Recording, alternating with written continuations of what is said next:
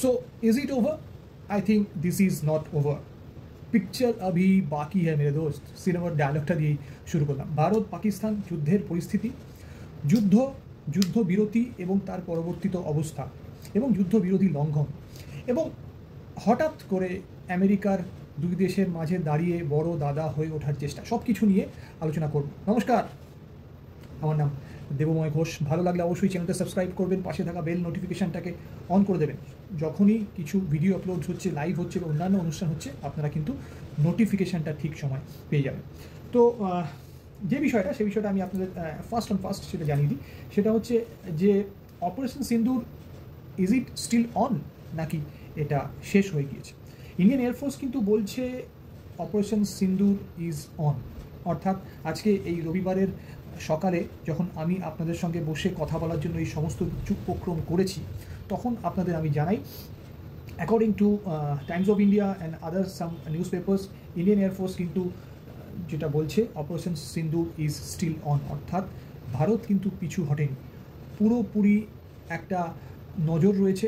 যদি এদিক থেকে ওদিক হয়, যদি কিছু মিসঅ্যাডভেঞ্চার হয়, তাহলে যোগ্য জবাব দেওয়া হবে, যেরকম কিন্তু গত 3-4 দিন ধরে জবাব দেওয়া হয়েছে। Indian air force has successfully executed its assigned task in operation Sindoor with precision and professionalism. Operations were conducted in a deliberate and discreet manner aligned with national objective. Since the operations are still ongoing, a detailed briefing will be conducted in due course. The IAF, that is Indian Air Force, urged all to refrain from speculation and dissemination of unverified information. So unverified information অর্থাৎ fake news, জাল খবর, এগুলো চারিদিক থেকে আসছে, mainly social মিডিয়ার মাধ্যমে আসছে। এই বিষয়টা কিন্তু সতর্ক থাকতে হবে, অবশ্যই সতর্ক থাকতে হবে। কারণ কি 2-3 দিন ধরে কি হচ্ছে সেটা আপনারা খুব ভালো করে জানছেন। আমি তো দেখলাম একটা খুব মজার বিষয়, পাকিস্তান তার নিজের দেশের YouTube channel, X handle, social media, আর বাংলাদেশের ইউটিউব চ্যানেল আর সোশ্যাল মিডিয়াতে এই যুদ্ধ জিতে গিয়েছে। সুতরাং এর বাইরে ওদের খুব বেশি কিছু করার ক্ষমতা নেই। কালকে পাকিস্তানের প্রধানমন্ত্রীর বক্তব্য যদি শোনেন, পাকিস্তানের প্রধানমন্ত্রী he is proclaiming a war victory, তাও কিনা যেটা একটা সিজফায়ার ডিক্লারেশন হয়েছে। আর পাকিস্তানের প্রতিরক্ষা মন্ত্রীর গল্প তো নিশ্চয়ই আপনাদের জানা আছে, খোয়াজা আসিফ। তিনি বিভিন্ন বিদেশি চ্যানেলগুলোতে গিয়ে বলছেন যে তারা 1, 2, 3, 5, 10, 15টা রাফায়েল ডাউন করে দিয়েছেন এবং তার প্রুফ সোশ্যাল মিডিয়া থেকেই পাওয়া যাবে। So that is the state. আপনি এদের থেকে কিছু বুদ্ধিমত্তা আশা করতে পারেন না। ওই যে একটা কথা বলা হয় না, পাকিস্তানি পাঞ্জাবিস, এদের সত্যি এদের বিষয়ে যত কম কথা বলবেন, তত আপনি নিজের ব্রেনকে শান্ত রাখতে পারবেন। তো যাই হোক, যে বিষয়টা সেটা হচ্ছে যে এটাও বলে রাখি যে প্রধানমন্ত্রী Narendra Modi chairs a high level meeting day after India Pakistan ceasefire announcement. এই মিটিংটা হয়েছে। এই মিটিংয়ে 7 লোক কল্যাণ মার্গ, আপনি জানেন প্রধানমন্ত্রীর বাসভবন, সেখানে ডিফেন্স মিনিস্টার রাজনাথ সিং ছিলেন এস জয়শঙ্কর ছিলেন, NSA অজিত ডোভাল ছিলেন, chief of defence staff, all the other service chiefs এরা ছিলেন। তো জেনারেলি যেই মিটিংটা বেশ কয়েকদিন আগে বিভিন্ন পর্যায়ে হয়ে আসছে, সেই মিটিংটা কিন্তু আবার হয়েছে পরবর্তীত পরিস্থিতি ব্যাখ্যা করার জন্য। তো এর মাঝখানেই যেটা বলছিলাম যে ডোনাল্ড ট্রাম্পের নতুন করে একটা টুইট এসছে। নতুন টুইটটা খুব ইন্টারেস্টিং। সেই টুইটে উনি বলছেন ভারত পাকিস্তানের 1000 বছরের সমস্যা, সেই সমস্যাকে উনি সমাধান করতে চান, ভারত পাকিস্তানের সঙ্গে বাণিজ্য বাড়াতে চান। স্বাভাবিকভাবেই ডোনাল্ড ট্রাম্প ক্ষমতায় এসছেন আমেরিকান নাগরিকদের এই প্রতিশ্রুতি দিয়ে যে আমেরিকাকে আবার আগের পর্যায়ে ফিরিয়ে দেবেন ইকোনমিক পাওয়ার, মিলিটারি পাওয়ার হিসেবে। কিন্তু এখনকার যে ওয়ার্ল্ড অর্ডার, সেখানে কিন্তু কাজটা এক চুটকিতেই আমেরিকার পক্ষে করা সম্ভব না, কারণ তাকে কড়া প্রতিদ্বন্দ্বিতা দিচ্ছে চীন। তো এই যে ট্রেড ওয়ারটা চলছে, তার মূল প্রতিপক্ষ হচ্ছে চীন, এবং চীনের সঙ্গে এই বিষয়ে কোনো রকমের কোনো কনসেনসাস পৌঁছানো যাচ্ছে না, সেটা আপনারা ইতিমধ্যেই জানেন। তো সেক্ষেত্রে ভারতের মতো বাজার ডোনাল্ড ট্রাম্প কখনোই চাইবে না হাতছাড়া করতে, এবং সবথেকে বড় কথা যেটা, ট্রাম্প কখনোই চাইবে না যে ভারত যুদ্ধে জড়িয়ে পড়ুক আর ভারতের মার্কেট ডাউন হয়ে যাক। এটা ট্রাম্পের জন্য একটা হারাকিরি হয়ে যাবে। তো ট্রাম্প সেটা কখনোই চাইবেন। অ্যান্ড অবভিয়াসলি পাকিস্তানের কিছু রেস্ট্রিক্টেড এরিয়া, সেটাও তাদের কাছে একটা ছোট হলেও মার্কেট। তো অবভিয়াসলি পাকিস্তান এবং ভারত দুটোই ট্রাম্পের কাছে অস্ত্রের একটা বড় বাজার। তো দুই দেশ, তাদের মধ্যে এই উচাটনটা বজায় থাকুক, যতটা বজায় থাকবে আমেরিকার জন্য বাণিজ্যের ক্ষেত্রটা ততটা প্রসারিত হবে বলে মনে করা হচ্ছে। তো যাই হোক, এই লক্ষ্যে ট্রাম্পের এই বিষয়ে যে দ্বিতীয় টুইট, এই টুইটে ইন্টারেস্টিং বিষয় এইটা, সেটা হচ্ছে ট্রাম্প কিন্তু ভারত পাকিস্তানের মাঝে মিডিয়েট করতে চেয়েছে কাশ্মীর সমস্যার বিষয়টাকে নিয়ে। এটা কিন্তু ভারতের যে ঘোষিত পলিসি তার বাইরে, কারণ কি ভারত বলে আসছে কাশ্মীর যে সমস্যা সেটা বাইল্যাটারাল ইস্যু ভারত আর পাকিস্তানের মধ্যে, এর মধ্যে কোনো তৃতীয় দেশ আসবে না, ইভেন ইউনাইটেড নেশনসও এর মধ্যে আসবে না। যা হবে বাইল্যাটারাল ইস্যু আলোচনার মাধ্যমে সলিউশন হবে। মিলিটারি সলিউশন যদি থেকে থাকে সেটা অবভিয়াসলি কেউই মুখে বলে না, সেটা হতে পারে, বাট কোনো তৃতীয় দেশের ইন্টারভিন ছাড়া। সেখানে ট্রাম্পের এই যে আগ বাড়িয়ে বলা, দুদিন আগেই কিন্তু ট্রাম্পের যে ভাইস প্রেসিডেন্ট জেডি ভান্স বলে দিয়েছেন আমাদের কোনো কিছু যায় আসে না, ভারত পাকিস্তান এটা বহু বছরের তাদের ব্যাপার, তারা কী করছে we have nothing to do with this. কিন্তু 24 ঘন্টার মধ্যে এই যে ট্রাম্প হঠাৎ করে মাঝে দাদা হয়ে গেল এবং সিজফায়ার নিজেই অ্যানাউন্স করলো। লাস্ট কবে দেখেছেন আপনারা যে দুটো দেশ, তারা বিবদমান দেশ, তারা যুদ্ধের পরিস্থিতি, অবভিয়াসলি ডিক্লারেশন অফ ওয়ার নেই, এই ডিক্লারেশন অফ ওয়ার ছাড়াই একটা যুদ্ধের পরিস্থিতি। ড্রোন আসছে, ড্রোন ইন্টারসেপ্ট করা হয়েছে কিছুদিন আগে, ভারত অপারেশন সিন্দুর করে মিসাইল অ্যাটাক করে জঙ্গি ঘাঁটিগুলোকে উড়িয়ে দিয়েছে 9 জায়গায়। তো ইটস কোয়াইট এ ওয়ার। এইটা যখন চলছে, এটা যখন আস্তে আস্তে এসকালেট হচ্ছে, এটা কমার কোনো জায়গা নেই, তখন হঠাৎ করে একটি বিকেলে ট্রাম্প একটা টুইট করে বলে দিল কালকে সারা রাত অনেক চেষ্টা হয়েছে এবং শেষ পর্যন্ত আমি খুশি যে দুই দেশ ঐক্যমত্য হয়েছে, এখন সিজফায়ার হবে, ইমিডিয়েট সিজফায়ার, এবং এক্ষুনি সেটা কার্যকর করতে হবে। আমি দুই দেশকেই তাদের গ্রেট ইন্টেলিজেন্সের জন্য ধন্যবাদ জানাচ্ছি। হঠাৎ করে এই যে ট্রাম্পের যে বোধোদয় হয়ে যাওয়া, একদিন আগেই তার ভাইস প্রেসিডেন্ট অন্যরকম কথা বলছে, এটা কেন? এই প্রসঙ্গটা যদি আলোচনা করতে হয় তাহলে অবশ্যই সেই বাণিজ্য নীতিটার কথা আসবে, বাণিজ্য চুক্তিগুলোর কথা আসবে, যেখানে ট্রাম্প কিন্তু he is having a tough time, চীনকে কিছুতেই পথে আনতে পারছে না, ট্রেড ওয়ারটা চলছে। আপনারা জানেন গতকালকেও এরকম খবর ছিল, চীন ঐক্যমত্য হয়নি। তো সব মিলিয়ে একটা ভজঘট কন্ডিশন। এই কন্ডিশনের মাঝে একটা নতুন ওয়ার্ল্ড অর্ডার তৈরি হবে, অর্ডার তৈরি হবে। তো এর মাঝে দাঁড়িয়ে ভারত আর পাকিস্তানের যে মিলিটারি টেনশন, এই মিলিটারি টেনশনে পাকিস্তান অলমোস্ট একতরফা মার খাচ্ছিল। আপনারা জানান যে প্রচুর ড্রোন প্রয়োগ করেছে, টার্কিশ মেড ড্রোন, প্রয়োগলি চায়না মেড ড্রোন। এই ড্রোনগুলো একটাও কিন্তু মাটিতে এসে পড়েনি, all those drones were intercepted in the sky. কিন্তু উল্টে কী হয়েছে, 11টা এয়ারবেস পাকিস্তানের অলমোস্ট তাদেরকে খুব হেভি ড্যামেজ করা হয়েছে। তো পাকিস্তান খুব ভালো মতোই বুঝেছিল যে এই যুদ্ধটা যদি আর 1 সপ্তাহ ভারত এই কন্ডিশনে টেনে নিয়ে যায়, যেখানে কেউই কারো এলওসি ক্রস করছে না, শুধুমাত্র হাওয়াই যুদ্ধ হচ্ছে এলওসির বাইরে থেকে, অলমোস্ট এলওসির বাইরে থেকে, তাহলে আমাদের কিছু হবে না, আমাদের প্রচুর আর্থিক ক্ষয়ক্ষতি হবে। অলরেডি আইএমএফের কাছে হাত পাততে হয়েছে, আইএমএফের কাছে লোন পাওয়া গিয়েছে। এই লোন তো এককালীন খরচের জন্য একটা থাকে, আর পিরিয়ডিক ম্যানারে খরচের জন্য লোনটা দুভাগে ভাগ করা থাকে, জানেন তো। তো একসঙ্গে সব টাকা পাওয়াটা যায় না। তো অলরেডি পাকিস্তান দেনার দায়ে ডুবে রয়েছে, আরও সমস্যা তৈরি হতে পারতো, এবং দেশের বিভিন্ন ইনফ্রাস্ট্রাকচার যদি মিসাইলের আঘাতে ভেঙে যেত, আর্মি ইনফ্রাস্ট্রাকচার যদি ভেঙে যেত, তাহলে অসুবিধা হতো। তার কারণ হচ্ছে এই দেশের বেশিরভাগ অংশটা 28 থেকে 29% যে খরচ, সেটা কিন্তু আর্মির পিছনেই খরচ করা হয়, বাকি অংশটা সিভিলিয়ানদের পিছনে, তার পিছনে অনেক দুর্নীতি রয়েছে। তো এটা পাকিস্তানের পক্ষে খুব ডিফিকাল্ট হয়ে যেত। তো একটা সিজফায়ার পাকিস্তান চাইছিল, শুধু সিজফায়ারটা অ্যানাউন্স হওয়ার পর কালকে আপনারা সকলেই জানেন যে 3:35 নাগাদ পাকিস্তানের ডিজিএমও ভারতের ডিজিএমওকে ফোন করেন এবং প্রস্তাব দেন যে এয়ার, সি অ্যান্ড গ্রাউন্ড প্রত্যেকটা জায়গাতে মিলিটারি অ্যাক্টিভিটিস যে আছে দুই দেশ বন্ধ করে দেবে, এবং বিকেল 5টা থেকে এইটা লাগু হবে। বিকেল 5টা থেকে তো লাগু হয়ে গেল, সন্ধ্যে 7:30 পৌনে 8টার সময় কিন্তু অন্য রূপ দেখা গেল যে অন্তত বেশ কিছু 9টা সেক্টর, সেই 9টা সেক্টরে পাকিস্তান স্টিল তাদের ড্রোন যে অ্যাটাকটা সেটা জারি রাখলো, এবং একই রকমভাবে এক্স্যাক্টলি যেরকমভাবে হচ্ছিল সে একই রকমভাবে ভারত হাওয়াতে ড্রোনগুলো, আকাশের ড্রোনগুলো ইন্টারসেপ্ট করতে লাগলো। সুতরাং নিট ফল জিরো। ট্রাম্পের এই যে বিশাল বড় ঢক্কানিনাদ সামনে এসেছিল যে আমি সারা রাত একটা মেডিয়েট করে আমেরিকা শেষ পর্যন্ত একটা সিজফায়ার এগ্রিমেন্ট তো অবভিয়াসলি না, একটা সমঝোতায় পৌঁছানো গিয়েছে, সেটার কিন্তু কোনো রকম কোনো দামই রইল না। কিন্তু এক্স্যাক্টলি কেন হলো সেইটা আলোচনা করা দরকার, এবং অবশ্যই আলোচনা করা দরকার। যদি আপনারা দেখেন যে আমার হিসেব অনুযায়ী 2.5 থেকে 3 ঘন্টা টিকেছিল যুদ্ধবিরতি। আমাদের দেশের তাবর পণ্ডিত ব্যক্তিও কিন্তু জেনারেল আসিম মুনিরের পাকিস্তানকে বিশ্বাস করতে পেরেছে, সেটা আমি কখনোই বলবো না, আপনারাও বলবেন না। আশ্চর্য, ডোনাল্ড ট্রাম্প কী করে একটা বেমাক্কা পোস্ট ঝেড়ে দিল এক্স হ্যান্ডেলে, সেটা বোঝা গেল না। পৃথিবীর সর্বশক্তিমান মানুষটা কি একটু তাড়াহুড়ো করে ফেললো বলে আমার মনে হয় একটু তাড়াহুড়ো করে ফেলেছে। আপনাদের কি মনে হয়? আপনারা কিন্তু কমেন্ট বক্সে জানাতে পারেন, এবং এটা যদি আপনারা জানান আমার খুব ভালো লাগবে, কারণ ওই পাশ থেকে আমি ভিউটা পাবো। সুতরাং আপনাদের কমেন্টটা কিন্তু অত্যন্ত দরকার। আপনারা তো সাবস্ক্রাইব করবেন চ্যানেল, পাশে থাকা বেল নোটিফিকেশনটাকে অন করে দেবেন, এবং কমেন্ট এইটা কিন্তু অত্যন্ত দরকার। দেখুন, ট্রাম্প খুব ভালো করেই জানেন পাকিস্তানের সিদ্ধান্ত নেওয়ার ক্ষমতা কার হাতে রয়েছে। তার যে সেক্রেটারি রয়েছে রুবিও, পাক প্রধানমন্ত্রী, পাক সিকিউরিটি অ্যাডভাইজার, যিনি কিনা একজন আইএসআইরই মুখ, প্রাক্তন আইএসআই, এবং দেশের সেনা প্রধান আসিম মুনির তাদের সঙ্গে কিন্তু কথা বলেছিলেন, কিন্তু তারপরেও যুদ্ধবিরতি টিকল না। কেন টিকল না, এর কারণটা কি? এই প্রশ্নের উত্তর পাওয়ার আগে কিছু প্রেক্ষাপট আমার মনে হয় বুঝে নেওয়া প্রয়োজন, যেটা আমি আপনাদের রিকোয়েস্ট করবো আপনারা একটু বুঝতে চেষ্টা করবেন, আমিও চেষ্টা করবো আপনাদের বোঝাতে।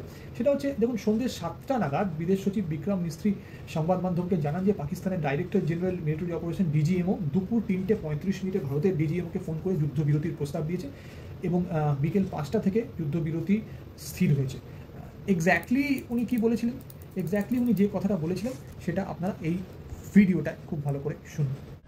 The Director General of Military Operations of Pakistan called the Director General of Military Operations of India at 15:35 hours earlier this afternoon. It was agreed between them that both sides would stop all firing and military action on land and in the air and sea with effect from 1700 hours Indian Standard Time today. Instructions have been given on both sides to give effect to this understanding. The Directors General of Military Operations will talk again on the 12th of May at 1200 hours. বেশ, শুনলেন তাহলে আপনারা, মে মাসের 12 তারিখে 12টার সময় দুই ডিজিএমওর বৈঠক হবে। কোথায় বৈঠক হবে সে ব্যাপারে ক্লারিটি নেই, যতদূর মনে হচ্ছে কোনো নিউট্রাল ভেন্যুতে হতে পারে, সেটা নিশ্চয়ই পরে জানা যাবে। তবে বলে রাখা ভালো, বিক্রম মিস্ত্রির প্রেস বিবৃতির অনেক আগেই পাক সোশ্যাল মিডিয়ায় তাদের নেতা, মন্ত্রী, প্রাক্তন সেনাকর্তারা যুদ্ধবিরতির খবর শুনে বেশ স্বস্তির নিঃশ্বাস পেয়েছে, তারা স্বস্তির বার্তা দিতে থাকে। এখন ট্রাম্পের পোস্টটা যদি খুব ভালো করে লক্ষ্য করেন তাহলে দেখবেন সেখানে ট্রাম্প কি বলেছে। ট্রাম্প বলছে, after a long night of talks mediated by United States, I am pleased to announce that India and Pakistan have agreed to a full and immediate ceasefire. শব্দগুলো খেয়াল করবেন, full and immediate ceasefire. Congratulations to both the countries on using common sense and great intelligence. Thank you for your attention to this matter. এবার এই যে full and immediate ceasefire, এটা কি কালকে হয়েছিল? আমার একটি পরিচিত ছেলে, আমার থেকে অনেক জুনিয়র, একজন সাংবাদিক, ও এতে ছিল, কাশ্মীরে ছিল, কভার করছিল। ওকে আমি ফোন করে জানতে পারলাম যে সন্ধ্যে 7:30 অবধি ওরা সেভাবে কিছু ফিল করে, 7:30টার পর থেকে 8:45টার কাছাকাছি সময় থেকে ওরা ফিল করতে থাকে যে আকাশে কিন্তু আবার সেই আলোকবর্তিকাগুলোকে দেখা যাচ্ছে এবং বেশ শব্দ হচ্ছে। তখন তারা বুঝতে পারে যে ভারত কিন্তু সেই ছুটে আসা ড্রোনগুলোকে ইন্টারসেপ্ট করছে আকাশে। তার মানে ব্যাপারটা কী হলো? বিকেল 5টার সময় যুদ্ধবিরতি হয়ে গেছে, সিজ ফায়ার হয়ে গেছে, নো ফায়ার নো ড্রোন। এই ড্রোন হামলাটা কি সিজ ফায়ারের বাইরে? অবশ্যই সেটা নয়। That means Pakistan cease fire violate করছে, পরিষ্কার। দেখুন, পাকিস্তান সম্পর্কে সম্যক ধারণা আমার আপনার সকলের রয়েছে, বিশেষ করে বাঙালিদের থাকবে, কারণ বাঙালিদের একটি অংশ তো পাকিস্তান থেকে জন্ম হয়েছে, যাদের আমরা বাংলাদেশ বলি। সুতরাং এরা যে কতটা কি বলবো বিশ্বাসঘাতক, এদের কথার যে কোনো মূল্য নেই, সেটা নতুন করে বলার কিছু নেই, সেটা আপনারা অবভিয়াসলি বুঝতেই পারবেন। কিন্তু যদি দেখেন যে রাত 8টা নাগাদ ট্রাম্পের তৎক্ষণাৎ এবং সম্পূর্ণ যুদ্ধবিরতিকে কাঁচকলা দেখিয়ে পুনরায় ড্রোন হামলা যখন পাকিস্তান শুরু করে, উধমপুর থেকে, রাজৌরি থেকে কাঠুয়া, প্রায় 11টি জায়গায় হামলা চলে, এবং এই ঘটনার পরিপ্রেক্ষিতে রাত্রি, আমার হিসেব অনুযায়ী তখন আমি কিছু কাজকর্ম করছিলাম, রাত্রি 11:15 নাগাদ, সেই সময় কিন্তু মিনিস্ট্রি অফ এক্সটার্নাল অ্যাফেয়ার্সের তরফ থেকে আবার যে ফরেন সেক্রেটারি রয়েছেন বিক্রম মিস্ত্রি, উনি কিন্তু প্রেস ব্রিফিং করতে ক্যামেরার সামনে চলে আসেন। কি বললেন উনি, ভালো করে শুনুন। जो पिछले कुछ दिन से चल रही सैन्य कार्रवाई को रोकने का समझौता आज शाम को हुआ था। पिछले कुछ घंटों से इस समझौते का पाकिस्तान की ओर से घोर उल्लंघन हो रहा है। भारतीय सेना जवाबी कार्रवाई कर रही है और इस सीमा अतिक्रमण से निपट रही है।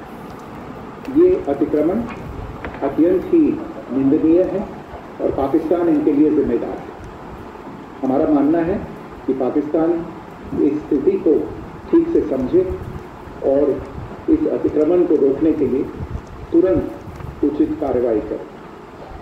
सेना ने इस स्थिति पर कड़ी नज़र रखी हुई है और उसे किसी भी अतिक्रमण से निपटने के लिए ठोस और सख्त कदम उठाने के लिए आदेश दे दिए गए। Good evening. For the last few hours, there have been repeated violations of the understanding arrived at earlier this evening between the Directors General of Military Operations of India and Pakistan. This is a breach of the understanding arrived at earlier today. The armed forces are giving an adequate and appropriate response to these violations, and we take very, very serious notice of these violations. We call upon Pakistan to take appropriate steps to address these violations and deal with the situation with seriousness and responsibility. The armed forces are maintaining a strong vision on the situation. They have been given instructions to deal strongly with any instances of a repetition of the violations of the border along the international border as well as the land border. Thank you. এখন প্রশ্ন হলো সব কেন এলোমেলো হয়ে গেল? গতকাল পর্যন্ত জেরি ভান্স বলেছিলেন আমেরিকার কোনো ইন্টারেস্ট নেই, আজ কেন গেল অবস্থা? কেন সব কিছু বদলে গেল সিজ ফায়ারের পরে? সিজ ফায়ারের আগে পর্যন্ত যা ছিল সকালে যখন ministry of external affairs and ministry of ডিফেন্সের জয়েন্ট প্রেস কনফারেন্স হচ্ছিল, যে প্রেস কনফারেন্সে colonel Sofia Qureshi, wing commander Vyomika Singh এবং বিক্রম মিস্ত্রি ছিলেন, বিক্রম মিস্ত্রি সেই প্রেস কনফারেন্সটা সেই প্রেস কনফারেন্স ছিলেন এবং তার পরবর্তীকালে কমোডোর নায়ার যোগ হন। তো সেই সময় কিন্তু আপনারা খেয়াল করে থাকবেন যে বার্তাগুলো দেওয়া হচ্ছিল, সেখানে কিন্তু একটা পরিষ্কার বলা হচ্ছিল যে আমরা এসকেলেট করতে চাই না, আমরা প্রত্যুত্তর দিতে চাই। যদি আমাদের সামনের প্রতিপক্ষ ঠিক মতো বিহেভিয়ার প্রকাশ করে তাহলে কিন্তু আমরা এটা নিয়ে একটা কনসেনসাসে আসতে পারি। সরাসরি সেরকম না হলে এরকম একটা বার্তা কিন্তু যাচ্ছিল। পরবর্তীকালে কিন্তু দুপুর 3:35 আপনারা যেটা বললাম যে 2 ডিজিএমওর কথা হয়। সেখানে অবভিয়াসলি এটা মনে রাখবেন যেটা আমি বললাম যে ট্রাম্প কেন উৎসাহিত হয়ে উঠলো। এটা একটা বাণিজ্য যুদ্ধ, চীনের সঙ্গে ট্রাম্পের একটা যুদ্ধ চলছে, সেখানে কোনো মতেই কোনো সমঝোতা হচ্ছে না। আমেরিকা, ইউরোপীয় ইউনিয়ন কিন্তু সেখানে ভারত চায় না যে ভারত যুদ্ধে এনগেজ হোক, কারণ কি ভারত তাদের কাছে একটা লাইফ লাইন, এত বড় বাজার কিন্তু ভারতের রয়েছে।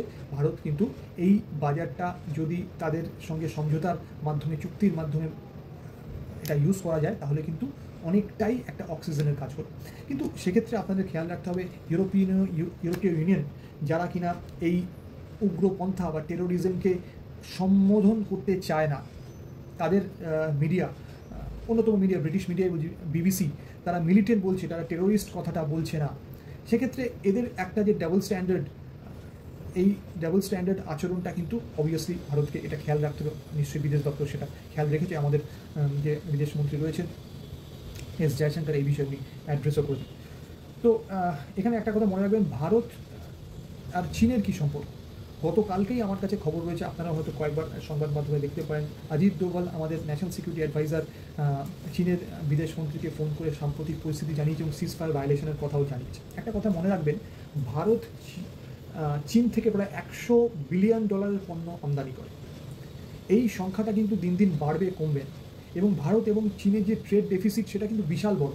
আর চীন ভারত থেকে 16 থেকে 20 বিলিয়ন ডলারের মতো পণ্য আমদানি করে। সুতরাং কতটা ট্রেড ডেফিসিট চিন্তা করুন। তো সেই ক্ষেত্রে চীনের কাছেও কিন্তু ভারত একটা অনেক বড় বাজার। চীন প্রবাবলি তাদের জায়গা থেকে, তাদের পলিসি অনুযায়ী মুখে বলছে যে তারা পাকিস্তানের সঙ্গে রয়েছে।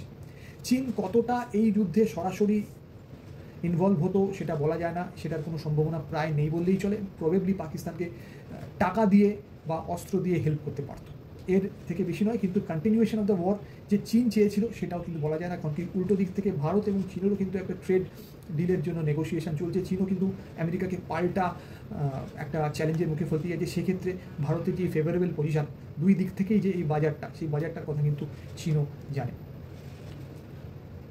দেখুন, তবে পাকিস্তানের যুদ্ধবিরতির সিদ্ধান্ত তাৎক্ষণিক না মানার অনেক কারণ থাকতে পারে। এটা পাকিস্তানের নিজস্ব ফ্রাস্ট্রেশন, লেভেল অফ ফ্রাস্ট্রেশন থাকতে পারে, এবং অপারেশন সিঁদুরের যে প্রতিক্রিয়া, যে রিটেলিয়েশন, সেটা কিন্তু পাকিস্তান সেভাবে দিতেই পারে। আপনি খুব ভালো করে খেয়াল করে থাকবেন যদি আপনাকে আমি একটা বিষয় বলি, যে বিষয়টা আমি কালকে কিছুটা টুইটও করেছি, জাস্ট হলো না, আমি আপনাদের সেই বিষয়টা বলার চেষ্টা করছি। যে যদি আপনারা দেখেন যে অপারেশন সিঁদুরের প্রতিক্রিয়া, পেহেলগামে একটা জঙ্গি হানা হলো, 26 জন নিরপরাধ মানুষ যারা ট্যুরিস্ট ছিলেন মারা গেলেন, তাদের ধর্ম দেখে দেখে তাদের খুন করা হলো, 25 জন ভারতীয়, একজন নেপালি নাগরিক। তারপরে কি হলো? অপারেশন সিঁদুর হলো। অপারেশন সিঁদুরে পেহেলগামে যে আক্রমণ হয়েছিল তার বিরুদ্ধে এটা একটা আক্রমণ, এবং এই অপারেশন সিঁদুরের ফলে কি হয়েছিল, বেশ কিছু লোকেশানে, একটা বড় নাম্বার অফ লোকেশানে যে টেরোরিস্ট লঞ্চ প্যাড ছিল পাকিস্তান অকুপায়েড কাশ্মীর এবং পাকিস্তানের ভেতর, সেই লঞ্চ প্যাডগুলো ভারত মিসাইল অ্যাটাকের মাধ্যমে, আপনারা জানেন স্ক্যাল্প মিসাইল এবং হ্যামা গাইডেড বোম ইউজ করা হয়েছে, এই মিসাইল অ্যাটাকের মাধ্যমে বায়ু সেনার একটা আক্রমণের মাধ্যমে গুড়িয়ে দেয়। অর্থাৎ লস্কর-ই তৈবার হেডকোয়ার্টার, জেইশ-ই মহম্মদের হেডকোয়ার্টার, হিজবুল মুজাহিদিনের আউটফিটসগুলো, হ্যাঁ, এছাড়া আরও অন্তত 16 থেকে 17টা জঙ্গি সংগঠনের যে আউটফিটসগুলো আছে তারা কিন্তু ধূলিসাৎ হয়ে যায়, জঙ্গিদের একটা প্রজন্ম নষ্ট হয়ে যায়। আপনারা তো জানেন মৌলানা মাসুদ আজহার কী বলছে, যে তার পরিবারে প্রায় 10 জন লোক মারা গেছে, কেন আমি নিজে মরে গেলাম না। তো এই পরিস্থিতি তৈরি হয়েছে। এটাও শোনা গিয়েছে ড্যানিয়েল পার্লের হত্যাকারী, সেও কিন্তু এই আক্রমণে সেও নিকেশ হয়ে গিয়েছে। এরপরে খুব এভিডেন্ট ছিল পাকিস্তান একটা রিটালিয়েশন করবে, কিন্তু পাকিস্তানের রিটালিয়েশনটিকে একবারও দাঁড়াতে পেরেছে? একবারও পাকিস্তানের হাই স্পিড মিসাইল সে কি ভারতের কোনো জায়গাতে আঘাত আনতে পেরেছে? কোনো এয়ারবেসে বা কোনো আর্মি হেডকোয়ার্টারে আঘাত আনতে পেরেছে? যদিও চেষ্টা করেছে। এখানে তো টেরোরিস্ট ক্যাম্প নেই, এখানে আর্মি হেডকোয়ার্টার, সিভিলিয়ান এরিয়া, তারা চেষ্টা করেছে। কোনো আর্মি হেডকোয়ার্টারে কোনো রকমের কোনো ক্ষয়ক্ষতি হয়নি, কোনো এয়ারবেসে কোনো রকমের সেভাবে কোনো কনসিডারেবল ক্ষয়ক্ষতি হয়নি, অল্প আধটু কিছু হলে হতে পারে, যেটা কিনা প্রেস কনফারেন্সে ইন্ডিকেট করা হয়েছিল, খুবই অল্প আধটু। অর্থাৎ তাদের যে ড্রোন হামলা, তাদের যে মিসাইল হামলা, সেগুলো কিন্তু শিল্ড করে দেওয়া হয়েছে, সেগুলো কিন্তু নষ্ট করে দেওয়া হয়েছে আকাশে। অর্থাৎ সেখানে ভারতীয় এয়ার ডিফেন্স সিস্টেমের জয় জয়কার সারা পৃথিবীতে পড়ে গেছে। এরপর কি হয়েছে? রিটালিয়েশন যেটা ভারতের তরফ থেকে হয়েছে, আবার যেটা অপারেশন সিন্দুর ফেজ 2 বলতে পারেন, সেই রিটালিয়েশনে দেখা যাচ্ছে পাকিস্তানের 9 করে 7 থেকে 11টা, আমি আপনাদের 11টার হিসেব দিতে পারি, এক্ষুনি দেবো, 7 থেকে 11টা বেস খুব ভারী মাত্রায় সেই বেসগুলো ডিস্ট্রয় হয়ে গিয়েছে, এয়ারবেস। সেই এয়ারবেসগুলোকে আবার ঠিক করে অপারেশনাল করতে মিলিয়ন্স ডলার লাগবে। অবভিয়াসলি পাকিস্তানের ভিক্ষের ঝুলিয়াতে লোন হয়তো পেয়ে যাবে, এবং লোন পেলে তা মিলিটারি ইউজ হবে, সাধারণ মানুষ, খেটে খাওয়া মানুষ, গরিব মানুষ সে দেশে রয়েছে, তাদের ওয়েলফেয়ারের জন্য ইউজ হবে না। কিন্তু এই যে বিশাল infrastructure, military infrastructure, air force infrastructure পাকিস্তানে নষ্ট হয়ে গেল, সেই জিনিসটাকে আবার নতুনভাবে তৈরি করতে আগামী বেশ কয়েক বছর লেগে যাবে। এটা পাকিস্তানের ক্ষতি, এবং সবথেকে বড় কথা যেটা, পাকিস্তান এই ক্ষতিটার কথা তাকিয়ে সিজফায়ার চাইছিল। আগামী 10 দিন যুদ্ধ হলে লাইন অফ কন্ট্রোল কেউ পেরোচ্ছে না, ইন্টারন্যাশনাল বর্ডার কেউ ক্রস করছে না, কিন্তু ভারত যেভাবে রিটালিয়েশন চালিয়েছে, তাদের যে বিশাল পরিমাণ ইকোনমিক লস হয়েছে, বিশাল পরিমাণ মিলিটারি অ্যাডমিনিস্ট্রেশন নষ্ট হয়ে গিয়েছে, এটা কিন্তু তারা আর ঘুরে দাঁড়াতে পারত না, তাদের জন্য একটা সিজফায়ার দরকার ছিল। এবার যদি খুব ভালো করে দেখেন, খুব ইন্টারেস্টিং আরও দুটো জিনিস হয়েছে। একটা যে সিন্ধু জলচুক্তি আপাতত স্থগিত করে দেওয়া, এটা কার্যকর না করা, ট্রিটি ইজ ইন অ্যাবায়েন্স, অর্থাৎ আমরা ট্রিটিটাকে মেনেই চলছি। এইটা কিন্তু ইন্ডিয়ার একটা বিশাল বড় স্ট্র্যাটেজিক সাফল্য। এই সাফল্যের জন্য যেটা হয়েছে, যে ভারত যেটা আগে পারতো না এই চুক্তির আওতায়, এখন যেটা কোনো রকমের কোনো দ্বিধাদ্বন্দ্ব রইল না, এবং কালকে যে সিজফায়ার হয়েছে, সিজফায়ারটা কিন্তু জাস্ট অনলি সিজফায়ার, আক্রমণ বন্ধ হয়েছে, অন্য সব কিছু একই জায়গায় রয়েছে। সিন্ধু নদের পশ্চিম এবং পূর্ব দুটো জায়গাতেই কিন্তু যে শাখা নদীগুলো আছে তার উপর কিন্তু ভারত কাজ করতে পারবে, পাকিস্তান কিছু বলতে পারবে না। সেই ড্যামের ওপর যদি পাকিস্তান আঘাত আনে, that is proclamation of war, তখন কিন্তু বিশাল বড় কনসিকুয়েন্সের দিকে পাকিস্তানকে আবার চলে যেতে হবে। সুতরাং তাদের হাত পা কমপ্লিটলি বাঁধা। আরেকটা বিষয় বলবো, যেটা সবথেকে বড় ডিসিশন আমার মনে হয়, সেটা হচ্ছে যে কালকে প্রধানমন্ত্রী বৈঠক করেছিলেন, এবং সবথেকে একটা বড় সিদ্ধান্ত এসছে যে এরপর any event of terrorism, any incident of terrorism, sorry wrong choice of word, any incident of terrorism that will be the act of war, proclamation of war হয়ে যাবে তখন। তার মানে আর যদি পেহেলগামের মতো কোনো ঘটনা আমাদের দেশে ঘটে, তাহলে কিন্তু সেটা যুদ্ধের ঘোষণা হয়ে যাবে, সেটা কিন্তু পরিষ্কার কালকে ভারত সরকারের তরফ থেকে বলে দেওয়া হয়েছে। কিন্তু এখন এখানে যে বিষয়টা, এই বিষয়টা হচ্ছে এর what would be the quantum of effect. পেহেলগামে 26 জন মারা গিয়েছিলেন, ঠিক আছে, এর আগে আপনারা জানেন উরি হামলা, পাঠানকোট হামলা হয়েছিল, সেখানে সেনা ছাউনিতে হামলা হয়েছিল। এরপরে পুলওয়ামায় প্রায় 30 জন প্যারামিলিটারি ফোর্সে মারা গিয়েছিলেন। কতটা কোয়ান্টামের ক্ষয়ক্ষতি হলে ভারত সেটাকে প্রোক্লেমেশন অফ ওয়ার বলবে? যদি একজন মানুষ টেররিস্টের হাতে খুন হয় তাহলে সেটা কি প্রোক্লেমেশন অফ ওয়ার হবে, নাকি 10 জন মানুষ খুন হলে হবে, নাকি 20 জন মানুষ খুন হলে হবে? এটা একটা প্রশ্ন থেকে যায়, এটা দেশের পলিসির প্রশ্ন। আমার মনে হয় এই প্রশ্নটা নিশ্চয়ই পার্লামেন্টে উঠবে, অনেক ডিসকাশন হবে, তখন আমরা অবভিয়াসলি ডিসকাশন করতে পারবো। শেষ করার আগে আমি আপনাদের কিছু ভিডিওস দেখাতে চাইব। এই ভিডিওসগুলো খুব ইন্টারেস্টিং, আপনারা দেখুন যে পাকিস্তানের DGISPর উনি ক্ষয়ক্ষতির ব্যাপারে কি বলছেন। भारत अपनी नंगी जारियत को जारी रखते हुए कुछ देर कबल उसने अपने तैयारों से फ़ज़ा से ज़मीन पर मिज़ाइल दागे हैं। नूर खान बेस पाकिस्तान एयरफोर्स की मुरीद बेस और शोरकोट बेस को निशाना बनाया गया है। अब तक की इत्तलात के मुताबिक अल्हम्दुलिल्लाह एयरफोर्स के एसेट्स तमाम महफूज हैं। আপনারা শুনলেন কি হয়েছে। কেউ স্বীকার করে না কার কত ক্ষতি হয়েছে, কিন্তু এটা স্বীকার করে নিয়েছে যে আক্রমণ হয়েছে, ভয়ানক আক্রমণ হয়েছে। আপনাদের বলে রাখি 9 এবং 10ই মে ভারতের যে রিটালিয়েশন, সেই রিটালিয়েশনে লাহোরের এয়ার ডিফেন্স সিস্টেম নষ্ট হয়ে গিয়েছে, অকার্যকর হয়ে গিয়েছে, সেটা তো আপনারা জানেনই। কিন্তু স্কারদু, জ্যাকোবাবাদ, সারগোদা, ভোলারি সহ মোট 11টা বিমান ঘাঁটি এমনভাবে ক্ষতিগ্রস্ত হয়েছে, যেটা বললাম সেই বিমান ঘাঁটিগুলোকে আবার অপারেশনাল করতে মিলিয়ন্স ডলারের প্রয়োজন। ঠিক আছে, এইটা কিন্তু পাকিস্তানের মিলিটারি অ্যাডমিনিস্ট্রেশন খুব ভালোভাবে বুঝে গিয়েছে। আরও 5-6 দিন, 10 দিন বললাম, আরও 5-6 দিন যদি এটা চলে তাহলে কার ক্ষতি, কী পর্যায়ে ক্ষতি, সেটা খুব ভালোভাবে নিশ্চয়ই আপনারাও বুঝতে পারছেন। তো জেনারেল আসিফ মুনির, তাকে ভারতীয় সেনাবাহিনী একটা শিক্ষা দিতে চেয়েছিল। আমার মনে হয় সেই শিক্ষাটা সম্পূর্ণ হয়নি। আমি যুদ্ধবাজ নই, কিন্তু আমি এইটুকুনি বলতে চাই, এই যুদ্ধটা অন্তত আরও 5-6 দিন কন্টিনিউয়েশন হওয়া দরকার ছিল, তাহলে আসিফ মুনিরের শিক্ষাটা সম্পূর্ণ হতো। ঘরে বাইরে আসিফ মুনির এমনিতেও চাপে আছে, আপনারা জানেন। সেনাবাহিনীর ভেতরেই তার যে প্রতিপক্ষ, সেই শামশের মির্জা, সে কিন্তু চাইছে যে তাকে সরিয়ে যাতে সে সেনাপ্রধান হতে পারে, বিভিন্ন রকম কিছু থাকছে। কিন্তু পাকিস্তানের প্রতি আক্রমণে যে অশ্ববিম্ব প্রসব করেছে সেটা আসিফ মুনির খুব ভালো করে জানে, এবং আসিফ মুনিরের শিক্ষা নেওয়া উচিত ছিল তার পূর্বসূরি জেনারেল কামার জাভেদ বাজওয়ার থেকে, যার আমলে কিন্তু পুলওয়ামাটা ঘটেছিল। কামার জাভেদ বাজওয়া পুলওয়ামার পরে কী হয়েছিল সেটা আপনাদের জানা দরকার। বাজওয়া বলেছিল যে পাকিস্তানের সেনাবাহিনী, অ্যান্ড ইট ইজ ডকুমেন্টেড, পাকিস্তানে দেখিনি, পাকিস্তানের সেনাবাহিনী ভারতীয় সেনাবাহিনীর তুলনায় জাস্ট কিছুই না। ঠিক আছে, এইটা যদি আসিফ মুনির আগে বুঝে যেতেন, এটা তার যে জঙ্গি নেচার, যার এই এক্সট্রিমিস্ট নেচারটাকে যদি সামনে না আনতেন, তাহলে পাকিস্তানের জনতা কিন্তু আজকে এতটা ক্ষতিগ্রস্ত হতো না, এতটা তাদের ফেস লস হতো না। অন্যদিকে চীনও কিন্তু একটা শিক্ষা নিয়েছে। চীন বুঝেছে অপারেশন সিঁদুরের পর যে JF-17 এটা কোনো ফাইটার এয়ারক্রাফটের পর্যায়ে পড়ে না। ঠিক আছে, এটাকে যেভাবে ডাউন করা হয়েছে এবং এটা থেকে ছুড়ে যাওয়া মিসাইল যেভাবে ইন্টারসেপ্ট করা হয়েছে, সুতরাং JF-17 কোনো র্যাঙ্কিংয়েই আসে না। সেটা চীন খুব ভালো। এবং আমার একটা সন্দেহ হয়, চীন কি সঠিক প্রপার JF-17টা পাকিস্তানে বেঁচেছিল, নাকি কিছু ফ্যাক্টরি আউটলেট পড়েছিল, সেটা কোনো রকমের রংচং করে পাকিস্তানকে বেঁচে দিয়েছিল? সেই প্রশ্নটা অবভিয়াসলি থাকবে, স্টক ক্লিয়ার করেছিল কিনা। কিন্তু আমি আপনাদের থেকে জানতে চাই, আপনারা কি ভাবছেন? আপনারা কি ভাবছেন নিচের কমেন্ট বক্সে অবশ্যই লিপিবদ্ধ করবেন, সেগুলো অবশ্যই পড়বো, সেগুলো নিয়ে আলোচনাও হবে। তবে এইটুকুনি বলে রাখি যে অবশ্যই যখন চ্যানেল দেখছেন, চ্যানেলের পাশে থাকুন। আমার নাম দেবময় ঘোষ, আমার পাশে থাকুন অ্যান্ড সাপোর্ট ইন্ডিপেন্ডেন্ট জার্নালিজম। প্রায় 22 বছর খবরের কাগজ এবং বিভিন্ন সংবাদ মাধ্যমে চাকরি করেছি। আমার প্রোফাইলটা এই ভিডিওর ডেসক্রিপশনে আছে, আপনারা দেখে নেবেন। তারপরে এটা আমার সিদ্ধান্ত যে আমি স্বাধীনভাবে কাজ করব, আপনাদের স্বাধীনভাবে কিছু বলার একটা সুযোগ নেব। নমস্কার, আমি দেবময় শেষ করছি। জয় হিন্দ, জয় ভারত।